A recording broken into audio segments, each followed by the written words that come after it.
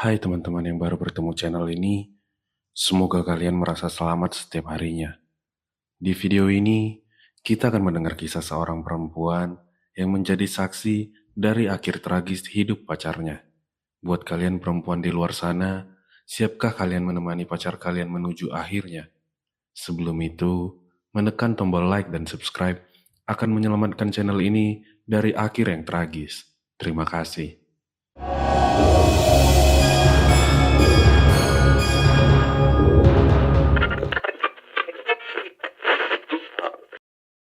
Perkenalkan, namaku Rani. Aku seorang perempuan biasa dari keluarga sederhana. Sejujurnya, aku tidak pernah menyangka hidupku akan berubah begitu kelam hanya karena mencintai seseorang. Semua bermula ketika aku berkenalan dengan seorang pemuda bernama Arga. Arga bukan tipe lelaki yang berlebihan. Sifatnya tenang, kadang terlalu dingin. Tapi, justru itu yang membuatku tertarik. Kami berpacaran hampir 2 tahun, dan selama itu aku merasa dialah orang yang benar-benar mengerti aku. Dia selalu punya cara membuatku merasa aman. Keluarga Arga dikenal cukup terpandang di kampungnya. Orang tuanya punya usaha ayam pecak yang sudah turun-temurun.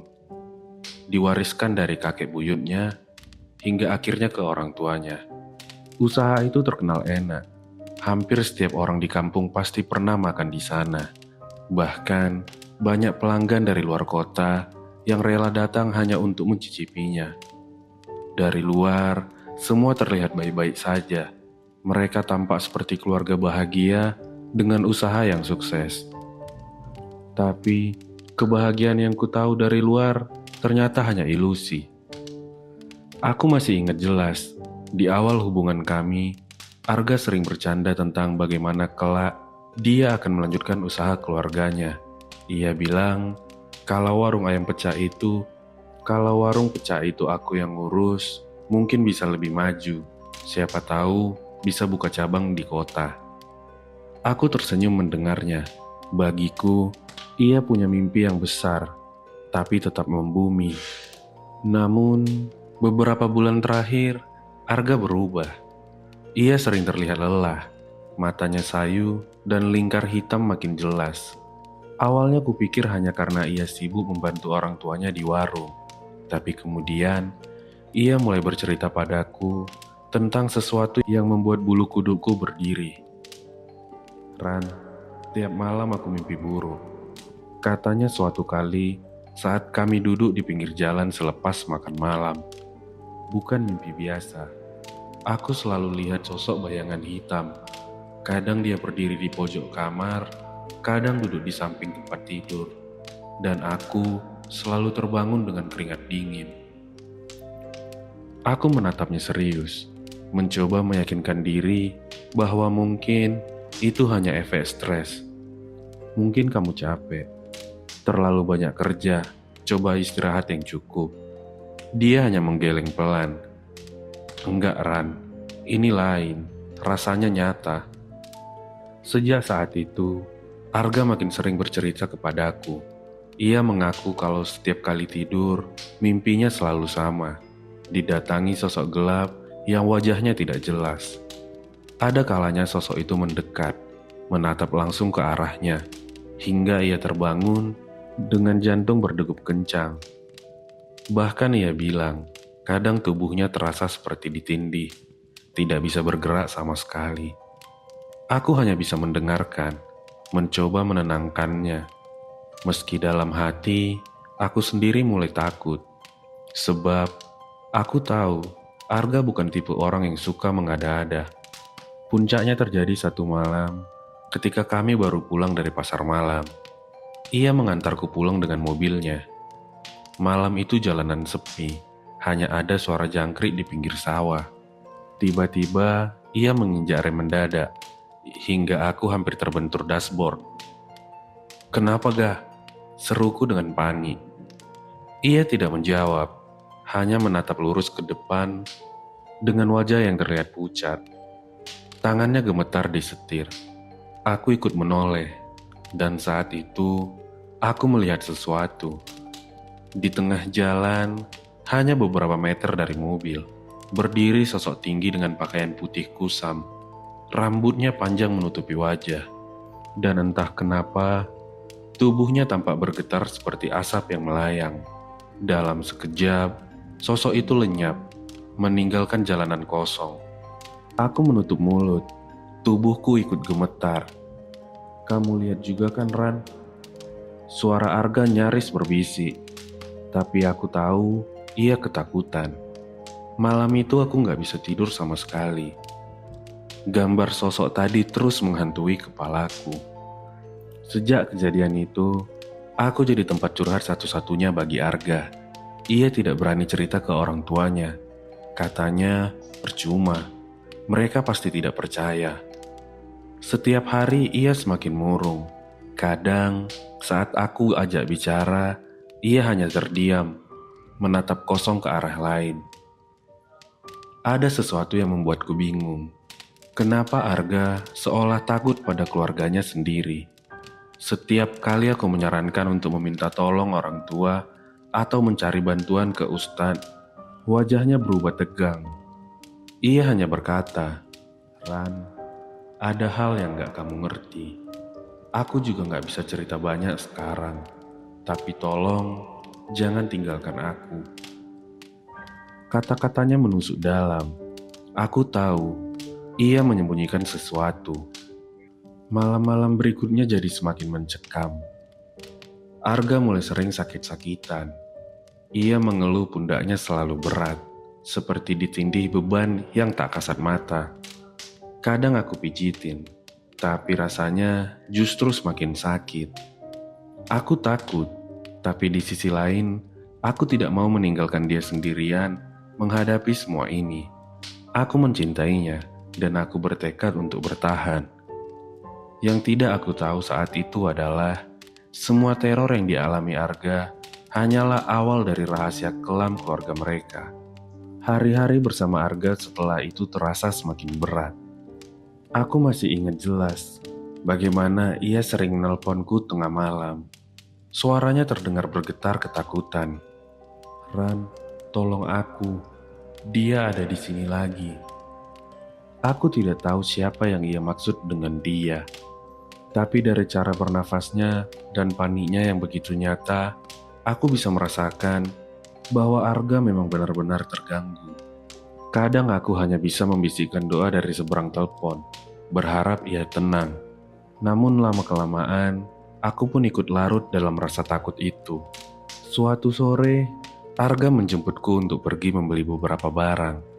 Kami melewati jalan raya yang cukup padat. Dari kaca spion, aku melihat wajahnya pucat. Tangannya menggenggam setir erat-erat. "Enggak, kamu kenapa? Mukamu pucat banget," tanyaku dengan cemas. Ia menggeleng cepat. "Enggak, aku cuma kurang tidur." Aku menatapnya lebih lama, berusaha memastikan ia tidak menyembunyikan sesuatu. Tapi kemudian, tanpa peringatan, ia menginjak rem mendadak. Mobil hampir menabrak sepeda motor di depan. Pengendara motor itu marah dan mengetuk kaca mobil kami. Aku bergegas menenangkan situasi. Sementara Arga hanya terdiam. Wajahnya seperti melihat sesuatu yang tidak kulihat. Setelah pengendara itu pergi, aku menoleh kepadanya. "Arga, apa yang kamu lihat tadi?" tanyaku sedikit keras. Dia menoleh padaku dengan mata kosong, lalu berkata pelan, "Ada perempuan di tengah jalan, rambutnya panjang, wajahnya penuh cairan merah. Dia menatapku." Aku merinding seketika. Aku tidak melihat apa-apa selain jalan kosong. Tapi, melihat wajah Arga yang begitu ketakutan, aku tahu ini bukan halusinasi biasa. Sejak kejadian itu, teror makin sering datang. Arga bercerita kalau setiap malam, ia seperti didatangi. Sosok itu tidak hanya muncul di mimpi, tapi juga dalam keadaan sadar. Pernah suatu malam, saat ia duduk di ruang tamu rumahnya, tiba-tiba pintu depan berderit terbuka. Tidak ada angin dan tidak ada orang. Saat ia mendekat, Ia melihat bayangan hitam berdiri di depan pintu, tinggi menjulang dengan mata merah menyala. Bayangan itu kemudian lenyap dalam sekejap, meninggalkan aroma busuk seperti bangkai. Aku yang mendengarkan ceritanya merasakan bulu kudukku berdiri. Tapi anehnya, Arga semakin yakin bahwa semua ini bukan gangguan biasa. Ran, aku yakin ada sesuatu yang dikorbankan. Aku bisa ngerasain. Setiap kali sosok itu muncul, pundakku terasa sakit. Kayak ada yang numpang di sini.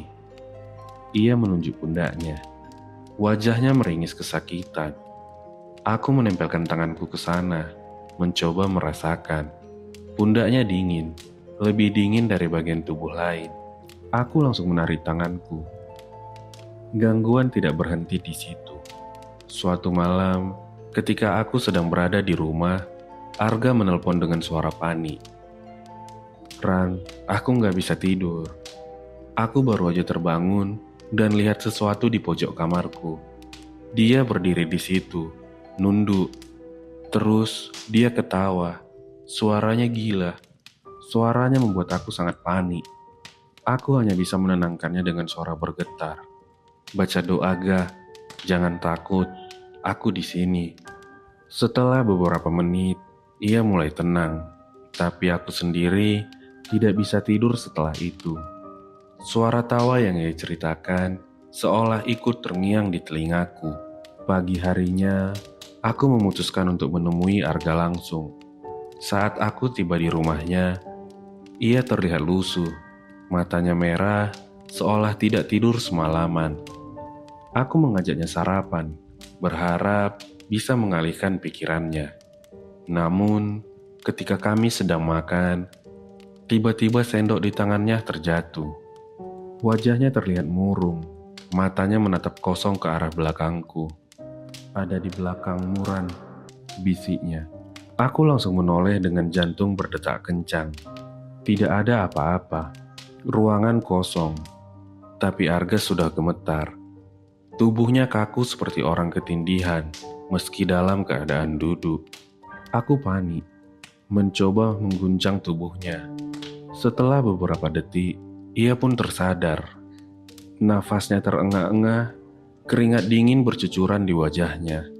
Aku gak sanggup lagi, Ran. Dia selalu ngikutin aku, kemanapun aku pergi. Aku memeluknya erat, mencoba memberi kekuatan. Tapi dalam hati, aku sendiri sudah mulai dihantui rasa takut.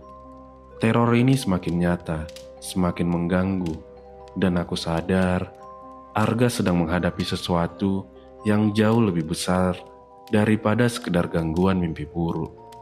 Sejak teror itu makin sering datang, kondisi Arga semakin memburuk. Wajahnya selalu terlihat pucat, tubuhnya kurus, dan matanya sayu seolah kehilangan cahaya hidup. Aku sering memperhatikan cara ia berjalan.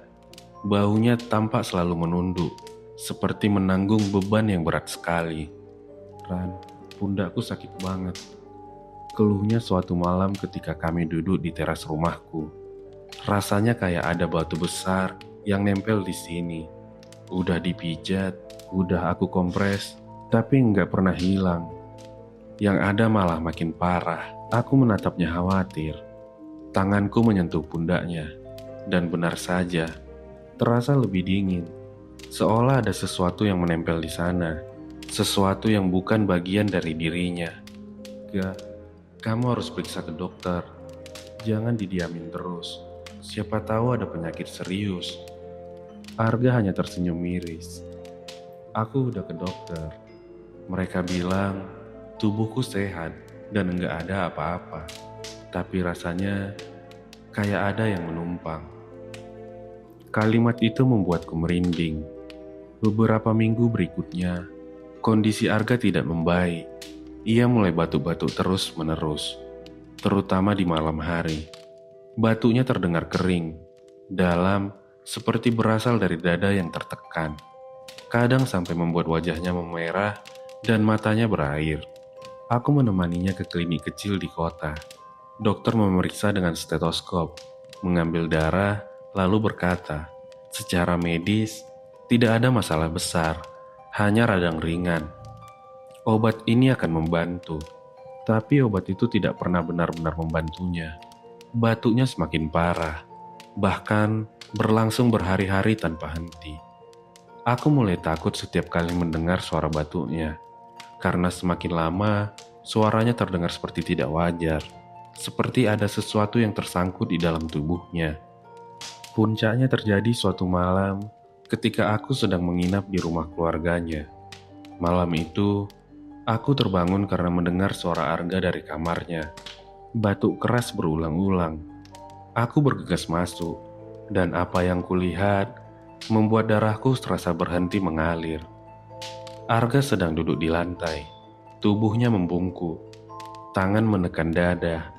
Batuknya semakin keras, hingga tiba-tiba ia memuntahkan cairan merah segar. Cairan merah itu muncrat ke lantai. Warnanya sangat pekat, bau anyirnya menusuk hingga ke hidung. Aku berteriak lalu berlari menghampirinya, memeluknya agar tetap tegak. Aku bertanya kenapa, dan segera menyarankan untuk ke rumah sakit. Tapi yang membuatku semakin terkejut adalah reaksi dari keluarganya. Orang tua Arga yang mendengar keributan hanya keluar sebentar, melihat sekilas, lalu berkata dengan dingin, "Sudah, biar saja, itu biasa." Aku menoleh dengan mata melebar. Biasa? Dia muntah darah. Bagaimana kalian bisa bilang ini biasa? Ibunya hanya menunduk. Ayahnya menghela nafas panjang tanpa berkata apa-apa. Seolah-olah mereka sudah tahu persis apa yang sedang terjadi dan memilih untuk diam. Arga terus terbatuk hingga tubuhnya lemas. Aku membersihkan cairan merah dengan tangan gemetar. Air mataku jatuh satu persatu. Aku nggak tahu bisa bertahan sampai kapan. Rasanya aku sedang dihancurkan dari dalam. Tenagaku habis. Jiwaku hilang sedikit demi sedikit. Ucap Arga dengan suara lirih yang hampir tidak terdengar. Aku menatapnya. Hatiku terasa remuk. Aku ingin berteriak, ingin marah kepada siapapun yang membuatnya seperti ini. Tapi aku tidak tahu harus menyalahkan siapa. Yang jelas, aku mulai curiga. Ada sesuatu yang disembunyikan keluarga Arga. Mereka terlalu tenang menghadapi semua ini, terlalu dingin, seolah sudah tahu arah akhirnya. Aku mulai merasa, semua yang menimpa Arga bukan sekedar penyakit, melainkan kutukan. Hari itu, aku tidak lagi bisa menahan rasa penasaran dan curiga. Setelah kejadian Arga muntah darah, aku semakin yakin ada sesuatu yang disembunyikan keluarga itu, sesuatu yang menyeramkan. Aku memutuskan untuk bertanya langsung kepada Arga. Sore itu, ketika ia sedang duduk lemas di kursi ruang tamu, aku duduk di sampingnya dan menggenggam tangannya. Aku perlu tahu, kenapa orang tuamu seperti tidak kaget sama sekali waktu melihat kamu muntah darah? Kenapa mereka seolah sudah terbiasa? Ucapku dengan bergetar. Arga menunduk, matanya kosong, seakan berusaha menghindari tatapanku. Cukup lama ia terdiam, hingga akhirnya ia berkata pelan, "Aku nggak bisa cerita. Aku takut kalau kamu tahu, kamu bakal pergi ninggalin aku." Aku memegang tangannya lebih erat. "Aku di sini. Aku harus tahu kebenarannya, biar aku bisa bantu kamu." Arga menarik nafas panjang. Wajahnya penuh keraguan. Tapi akhirnya, ia pun membuka suara. "Warung ayam pecak keluargaku tidak sekedar usaha biasa. Ada sesuatu di balik itu. Dari dulu, usaha ini selalu ramai. Tidak pernah sepi. Orang-orang bilang rasanya enak, tapi ada yang lebih dari itu." Aku mengerutkan kening. "Maksudnya?" Arga menatapku dengan mata berair. "Keluargaku pakai jalan pintas. Mereka melakukan pesugihan penglaris. Setiap generasi ada perjanjian yang harus ditepati. Tumbal dari darah keturunan." Jantungku berdegup kencang. Tumbal dari keturunan. Maksudmu? Arga mengangguk perlahan. Air matanya terjatuh. Ya, aku. Karena aku anak lelaki. Karena aku anak lelaki satu-satunya. Aku yang harus bayar harga dari semua perjanjian itu. Aku tersentak. Tubuhku gemetar. Semua kepingan misteri itu mendadak menyatu. Mimpi buruk yang tak ada habisnya. Sosok menyeramkan yang menghantui, pundak yang sakit, batuk berdarah, semua itu bukan kebetulan. Itu tanda-tanda bahwa jiwanya sedang diambil sedikit demi sedikit. Aku menutup mulutku. Air mataku tak terbendung. Kenapa orang tuamu tega melakukan itu? Kenapa mereka sampai mengorbankan kamu? Arga tersenyum miris. Wajahnya penuh putus asa. Karena buat mereka, warung itu lebih penting. Nama keluarga lebih berharga daripada nyawa anak sendiri. Aku hanya kelanjutan dari perjanjian yang gak pernah selesai. Beberapa hari kemudian, aku semakin yakin kebenaran itu. Aku mendengar bisikan dari tetangga yang sudah lama mencurigai keluarga Arga. Mereka bercerita tentang suara-suara aneh dari dapur pada saat tengah malam. Tentang pekerja yang pernah sakit misterius, lalu mendadak menghilang. Semua cerita itu membuat bulu kuduku berdiri. Aku seperti berada di dalam lingkaran kegelapan yang tidak pernah aku bayangkan. Malam itu aku mencoba membujuk Arga untuk pergi, meninggalkan rumah keluarganya. Kita bisa pergi jauh, kita bisa mulai dari nol, asal kamu jauh dari sini. Mungkin terornya bisa berhenti. Arga menatapku lemah, lalu menggeleng. Enggak semudah itu. Aku sudah terikat, mereka sudah menandai aku. Kemanapun aku pergi, dia akan tetap ngikut. Aku terdiam, tidak mampu berkata-kata. Hanya bisa menangis dalam diam. Dalam hatiku, aku sadar satu hal. Waktu Arga tidak panjang, dan aku hanya bisa menjadi saksi dari perlahan-lahannya ia dilahap oleh perjanjian gelap keluarga sendiri. Hari itu, aku tidak bisa menemani Arga. Ada urusan keluarga di rumah yang tidak bisa kutinggalkan. Padahal sejak pagi, perasaan hatiku sudah dipenuhi kegelisahan. Ada sesuatu yang terasa aneh, seperti firasat buruk yang terus menghantui pikiranku. Arga sempat mengirim pesan kepadaku. Aku capek banget, badanku lemas semua. Rasanya kayak ada beban berat di pundak. Tapi aku mau coba mandi biar agak segar. Aku sempat membalas cepat. Jangan dulu kalau nggak kuat. Istirahat aja. Aku takut kamu kenapa-kenapa. Pesan itu tidak pernah lagi mendapat balasan. Sekitar 1 jam kemudian, aku menerima telepon dari keluarganya. Suara histeris terdengar di seberang, membuat lututku langsung lemas. Rani, Arga jatuh di kamar mandi. Cepat ke sini. Dunia seolah berhenti. Aku gemetar. Nyaris tak bisa menggenggam handphoneku. Dengan terburu-buru, aku berlari keluar rumah, memanggil ojek, dan sepanjang perjalanan, hatiku hanya berdoa agar semua baik-baik saja. Sesampainya di rumah Arga, suasana sudah kacau. Tetangga-tetangga berkerumunan. Beberapa menangis, beberapa berbisik-bisik dengan wajah pucat. Aku mendorong tubuh-tubuh di hadapanku, mencoba untuk masuk. Di ruang tamu, aku melihat tubuh Arga terbaring di atas kasur darurat. Rambutnya basah, wajahnya pucat, dan kepalanya dibalut kain penuh cairan merah. Matanya terpejam, nafasnya sudah tidak ada. Aku terhenti. Dunia runtuh di hadapanku. Aku jatuh berlutut, berusaha meraih tangannya, tapi tangannya sudah terasa dingin. Aku menjerit sekeras mungkin. Suara yang bahkan tidak aku kenal keluar dari tenggorokanku.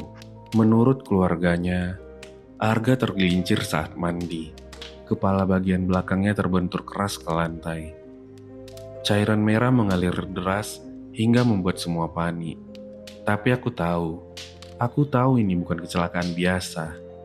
Arga pernah bercerita, sosok itu sering muncul di kamar mandi. Bayangan hitam dengan mata merah menyala, yang menunggu saat-saat lengahnya. Dan hari itu, di saat tubuhnya lemah, saat pikirannya goyah, sosok itu datang menjemputnya. Aku tidak berada di sana saat semuanya terjadi, tapi justru itu yang membuatku dihantui lebih parah. Aku terus membayangkan detik-detik terakhir Arga. Bagaimana kondisi Arga saat itu? Apa mungkin ia melihat sesuatu sebelum terjatuh? Merasa meninggalkannya sendirian menghadapi teror yang selama ini diceritakan kepadaku. Malam itu, ketika jasadnya dimandikan, aku mencium bau anyir yang menusuk. Bau yang sama seperti pernah Arga ceritakan padaku saat teror itu mulai datang. Dan di sudut ruangan, aku sempat melihat sekilas bayangan hitam yang melintas, seolah menatap puas hasil dari buruannya. Aku menggigil. Arga benar. Semua teror yang ia alami adalah pertanda, dan kematiannya bukan sekedar tergelincir. Ia adalah tumbal dari perjanjian pesugihan yang dilakukan keluarganya sendiri. Sejak hari itu, hidupku tak pernah sama.